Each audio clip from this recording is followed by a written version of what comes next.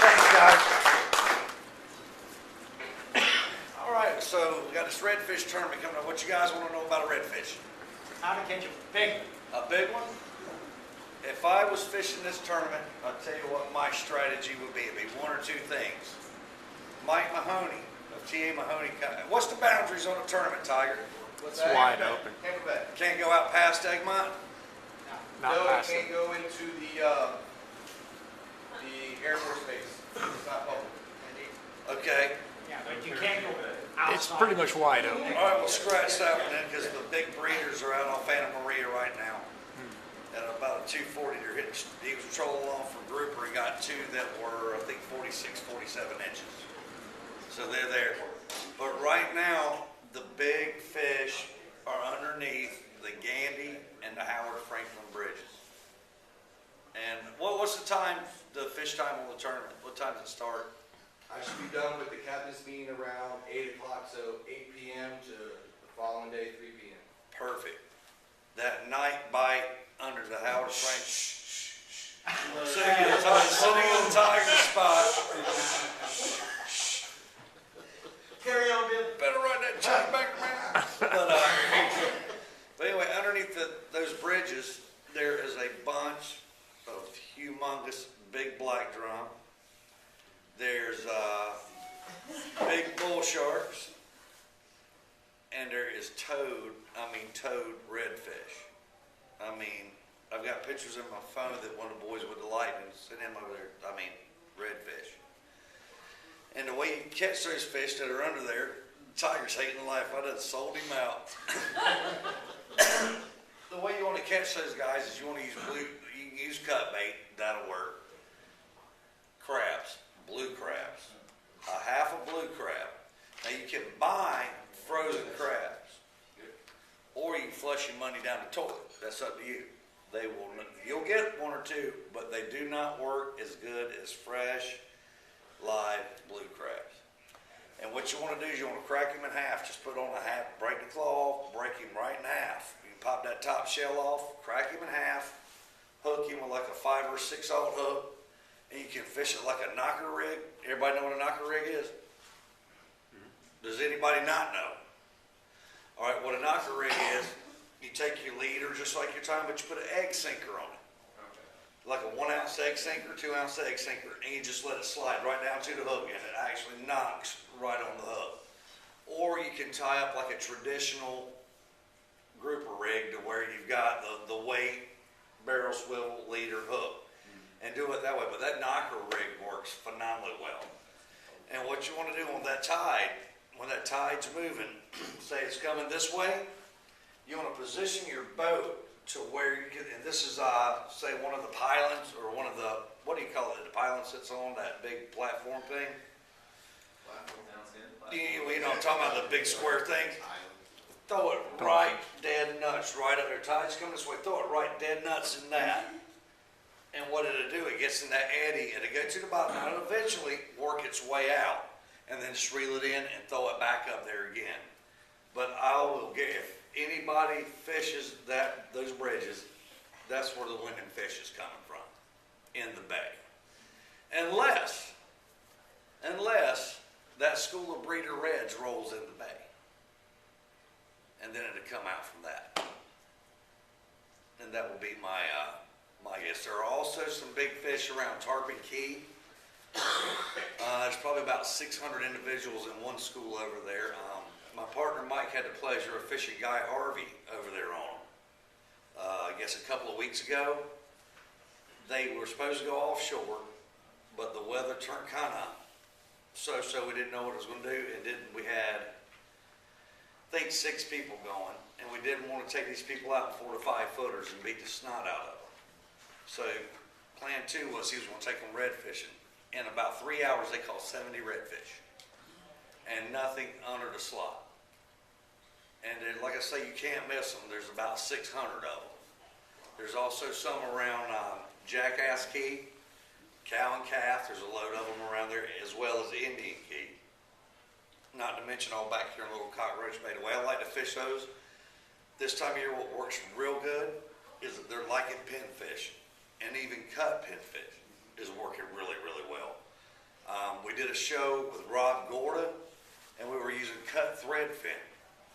And I accused Rob of he needed to get a personal life because he over-thumped the way, I think thump's the word, but the way to cut the thread fin. But what he did is if you know how the top of his back is kind of like that, it's thick and his belly's thin. What he did is he lopped off the head and the tail, and then that center section, he got 2 baits out of it. Well, if you notice, this would be where his dorsal fin is up here, and this is the belly. He'd hook the hook in the belly. What does that look like? Kind of like an airplane wing, doesn't it? Bro, when you throw that bait, if you threw it on a straight line, it would actually lift like that and go. That you can cast that thing. I'm kidding you not. There's not a gold spoon in your box or a chunk of leg you can throw as far as that piece of cut bait.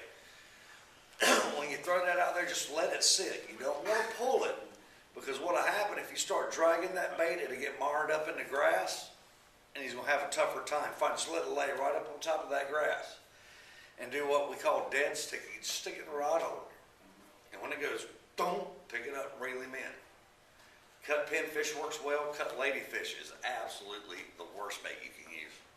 Just kidding. That's just an awesome, awesome, awesome bait. Anybody? Yes, sir. Circle hooks? I hate circle hooks. I do too. I absolutely. I'd rather fish. I want to catch if I want to hook him right in the rear end, you know. And I've been doing since I picked up that yellowfin. I cut my teeth when I was growing up fishing offshore, and my business before I got the yellowfin was probably, I'd say 5% offshore, 95% inshore, and now it's completely flip-flopped.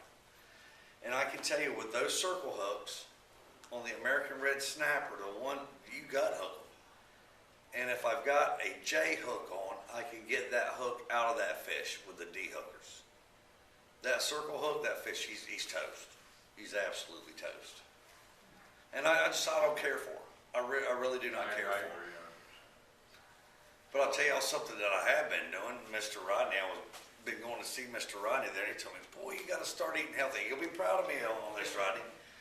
On my charters, I'm carrying a lime, I'm carrying a red onion, a tomato, and a little bit of cilantro.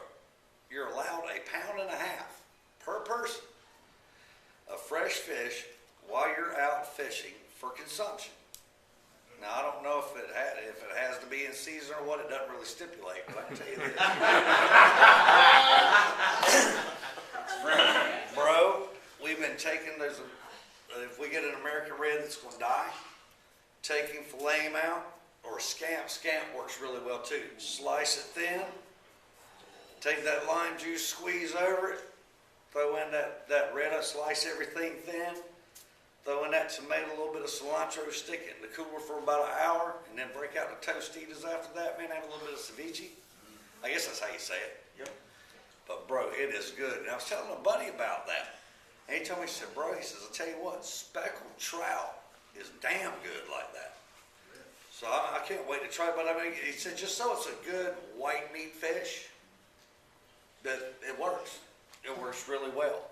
And I've got some fellows I carried out there from Honduras, and they made some with octopus. And they were telling me what a good little trick is carry some, if you've ever made it and you get a little too much of that lime juice in there, it's a little too acidic tasting, they just squirt some ketchup in it. And it takes the edge off of that and sweetens it up.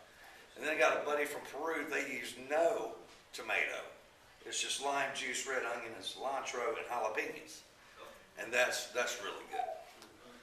But it's very nice. So and even if you don't want to go to all that trouble, carry a lime, catch that trout, or catch a grouper or a snapper, fillet him up, and slice him thin, and squeeze that juice over it, put it just in a red Solo cup. Got to be a red one. And stick it in the cooler for about an hour and eat that stuff. I guarantee you, if you like to eat fish, you won't be disappointed. A lot of people are like, well, I'm not eating that raw fish. It's raw. But what happens? That acid and that lime cooks it. It will turn just as white as a t-shirt, and it is absolutely to die for.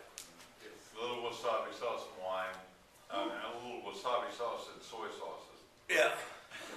Exactly. I'll tell you what, it's absolutely, absolutely delicious. Yes, sir. On the bridge fishing, is there a tide, a certain tide? Do you look Moving. for the slack tide? You gotta have that moving water. It's like, And typically, I can tell you, nighttime, you'll catch them during the daytime. Nighttime's the key. That bite, if you can't be there at night, get there right early morning. And it works. The black drummer there. I was there Black- today. Yeah, 50 pounders. They're a lot of fun. Those redfish are mixed right in with them, Well, I didn't catch any redfish, but the black drum were there. right? They're fun. Oh, backbreaking. They are fun. We used to, I remember when I first moved here from North Carolina, there was a gentleman by the name of Captain Eric Shapiro. You guys remember Eric? He was like the man. Had a TV show called Left Coast Fishing. And I saw Eric doing that nighttime black drum fishing, I believe it was under the Gandy Bridge, no, under the Howard Franklin.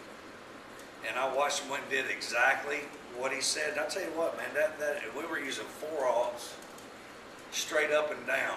And it's a lot of fun. A lot of fun. Yeah, Mr. Rodney?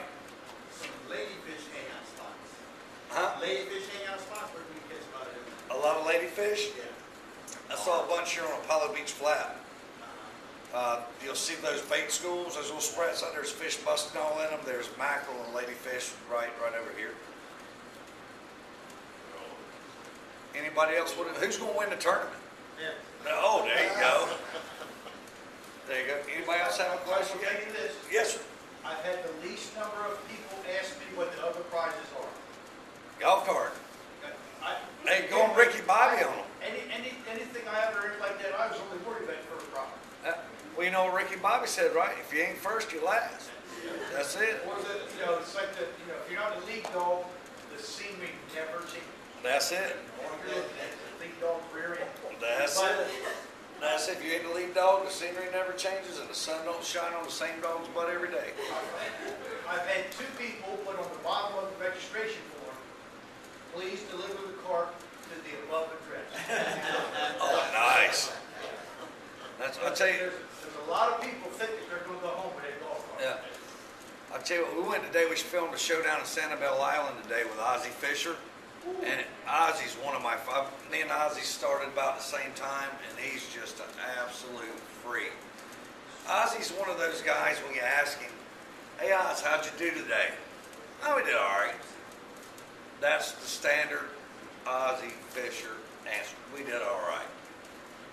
We're supposed to fish with him, but you know how the weather's going? So Michael caught us, bro, you might want to put this thing off. The weather's looking kind of bad. He's like, you might want to reconsider. Says, why is that? He's like, I stroked him today.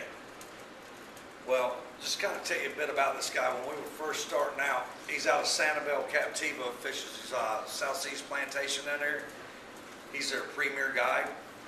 He had a client hired him to fish. There was some 2-day snook trout redfish. You took your 2 biggest snook, your 2 biggest redfish, your 2 biggest trout. This is back when Jack Harper had the Miller's tournaments out there where we were fishing on Saturdays for anywhere between $20,000 and $30,000 cash every Saturday for 3 hours. His client says, I think we should do both tournaments. Ozzie's like, you're out your mind, man. You want me to fish all the way up here, make a 40-minute boat ride, fish for 3 hours, another 40 minutes back here, and we're going to do both. I said, yeah, why not? I'll pay for it. I was like, what the hell? You're the customer. That kid went and had he only needed 2 more snook by the time the tarpon tournament started. Weighed in his tarpon, won the tarpon tournament, rolled back to Redfish Pass, plucked a 38 and a 39-inch snook, went back and won that one too.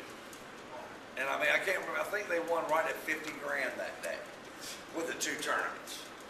But I mean, he's just absolute. And I remember one time we were fishing, he hooked up a tarpon, he came in around by the phosphate dock and started going up. Many of you guys are familiar with Buckley Grand Pass and how it's laid out there. Once you come in around to the inside, there's a series of docks in there. That kid swam under 14 docks and landed that fish. It wasn't even a contender, but Jack was so impressed with the effort that kid put. Well, he's an old man like me now, but this is like 20 years ago, was so impressed, he gave Ozzy a trophy, just said, and the trophies weren't cheap, gave him one of those bronze trophies for doing that. But I mean, anyway, back to what I was saying, he said they stroked them. To tell you the difference a day it made, we went to where he called him yesterday, and I mean, we had everything from lizardfish to parrotfish, green, but we had everything under the sun. Went to the place where he stroked them, right there at the pass, nothing. Not a sniff. So he's like, all right, well, and we noticed we're not seeing any dolphins out. We're not seeing any birds. The birds we're seeing are in the trees or standing on the sandbar. We go through this dock. Now, he told us for that we need to bring our 30-pound test gear that we permit fish with. Well, the snook he caught, that was for the snook he caught yesterday in the pass. He said, we're going to my next hole where we got them. We need your tarpon rods. We're using a 65-pound test on 9-foot rods with like an 8,000 series rod with 60 pounds of drag with an 80-pound leader. I'm like, we're going to go catch snook. He's like, trust me, you're not going to. He said, these fish are going to make you look stupid. Went around there, nothing. So then we went and started hitting these long bars. We started using little white baits under cord. Caught a couple of nice trout, but I mean, we were really, really working hard. And then he's like, well, let's try another spot. So we made another long run, found a place, we're riding along, heading to this other spot. We see this shoal, there's terns, pelicans diving, they're feeding, seeing a couple of crashes here and there in the bait schools. So we started throwing the little Strike King sexy shads. Throwing those, and they're caffeine shad, the Kevin Van Dam caffeine shad. And we're getting doubles and triples on trout. They weren't very big, but I mean, every cast we were catching fish. And I guess the thing I'm saying, a day this time of year with the fronts and everything's going on will make a difference. But you've got, especially fishing this tournament that you guys got coming up, you better be ready for anything and any opportunity that presents itself. But you got to have a game plan and stick to your game plan. And when it's not panning out, be ready to change gears and go to the next one. And the next one. I mean, we fished a long, long time today before we got on a decent bite. And then we wound up going back to where we originally started at to see if those snook had turned on, and they hadn't. But there again, we didn't see any birds or anything. We did have one dolphin come in, and I told Ozzy, I said, look, there's a dolphin. Those fish are in here. He's coming in here to get one. And he said, now that you mention it, yesterday when they were getting those big ones on the docks, they had about 5 dolphins over there feeding as well. So I guess just never give up. Be ready for whatever comes along. I don't know what point that had, but that sounds pretty good. Anybody else have a question or yes, sir? Fishing over at Tarpon Key, what kind of bait? Are you using live bait? Using live bait and cut bait. Those cut thread fins or cut pinfish, a live pinfish. Now I'll tell you a trick. Many of you guys fish with pinfish? Where do you hook them at? Depends on if you cut it in half or not. Huh? Cut them in half. No, I'm talking about if you're going using live. Depends on if you want to Belly? I'm going to tell you a good place to hook them if you're fishing that turtle grass. Hook him right above the anal vent where he poops out of. Hook him right there, because what'll happen is he'll get down trying to get in that grass, and he's got that hook in his butt. And that hook hits that grass, and I don't imagine it feels too good, and it makes you, he'll jump back up out, he won't bury in the grass. And that's a good place to hook them. With a float or without a float? With a float or without. I don't like using a float, really. I think less is more. The only time that I will use a cord, even on charters, is if my guys keep getting tangled up with one another. If that's happening, or the baits are going down in the grass and I cannot make them come up, then I will use it to keep them up out of the grass. What are your thoughts on cut mullet? Cut mullet, I like it. Cut mullet's really good. I like the ladyfish better. I think I like the ladyfish. I mean, even offshore grouper fishing, you put down a chunk of ladyfish like that, you better hold on. How big a chunk are you talking about? 3 inches, 2 inches, 1 inch? Chunk of ladyfish about like that. Gotcha. I mean, of course, the bigger the bait, the bigger. bigger. But and the way I'll do that chunk of ladyfish is I'll put it on a 1/4 ounce jig head and just throw it out there and just let it sit.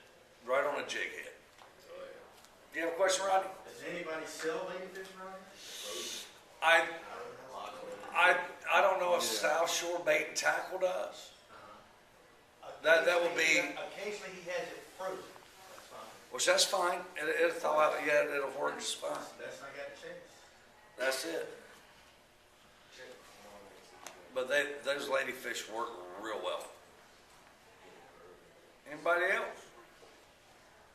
I think that the tide changes, I believe it's at, this Shell Point. Tide changes at 4 o'clock in the morning. Mm-hmm. And I'm gonna make a prediction that between 20 minutes of 4 and 20 after 5 Is when that fish will be is caught. when the fish will be caught, because it's a 4 tide day, Mm-hmm. 2.5 foot difference, so it's gonna be. It's gonna be ripping. You got at least 2.5 foot of water, and I think it'll be moving so fast once it starts, you won't catch fish. You gotta catch it at the top or in the first. When it's ripping like that, the top out, the hour either side. I mean, that's like the golden 2 hours. There's no question about it. In fact, we're filming tomorrow over at Fort DeSoto, and we've got some docks that we're gonna hit, but we've got this one flat that's got redfish on it, and I think low tide tomorrow's at 12:30. Tomorrow just after lunch, and we want to make damn sure that we're over there about 11 on that one to catch that last hour and a half, because those redfish should be rolling down over there. It's gonna be over there at Indian Key. You're gonna have 20 boats there now. Hey, come on, come on, the more the merrier. Where are you gonna go when the tide is slack then? Out onto the flats? Gotta move. No, go somewhere else where it's moving. You can chase that tide the whole way. But hopefully we're done and we're gonna leave at 7 in the morning, meet, or 7:30, go hit those docks and see if we can pull some fish off of that, and then go play with those trout and redfish along that bar. Anybody else? If you would for me, Yeah. they've all heard Tiger and I and Jay-Z talk about Glenn Taylor and the Boardwalk Grill. Now, the Boardwalk Grill is one of our sponsors Man, on the St. Pete side. food If is you would speak to off. that. Food is off the charts. They got a lobster roll. He has the elbow meat flown in, so it's not that tough tail. It's not the chewy claw. It's that real tender elbow meat, and it's a real lobster roll. He brings the rolls in, I think, from New Hampshire or somewhere. It's absolutely off the charts. But the thing he's got that's real good, he's got a thing called the hangover wrap. There's a Hooters just down from him, and he told me he will sell between 10 and 25 hangover wraps a day to Hooters to the kids working there. And I said, well, what's in it? It's like a flour tortilla. It's 6 eggs, a half a dozen eggs, ham, bacon, sausage, green onion, bell pepper, hash browns, and cheese. And the eggs, he cooks them over easy. Puts that in there, piles all that other stuff in there, and wraps up so when you bite into that egg, that yellow runs all down inside it. And I told him, I said, bro, I can't eat one of those whole. He said, well, I'll just make you half. I'll make you a 3-egger. And I'm like, man, he's like, you better cowboy up, pal. But I'll tell you what, I believe I could have eaten the full one. That thing was absolutely delicious. His fish tacos are great. And if you're out over there on the weekend, where that John's Pass, where that sandbar is that everybody hangs out parties at, his buddy Kahuna does deliveries by skiff out to the sandbar. So you can call to the Boardwalk Grill, see if Kahuna's around. He'll fetch the food right out to you. It's awesome. But you got to do it. And if you ever get a chance to go fish with Glenn Taylor, do it. Absolutely do it. He is an absolute good time. Probably one of the best or the best offshore captain around. He's just absolutely a freak.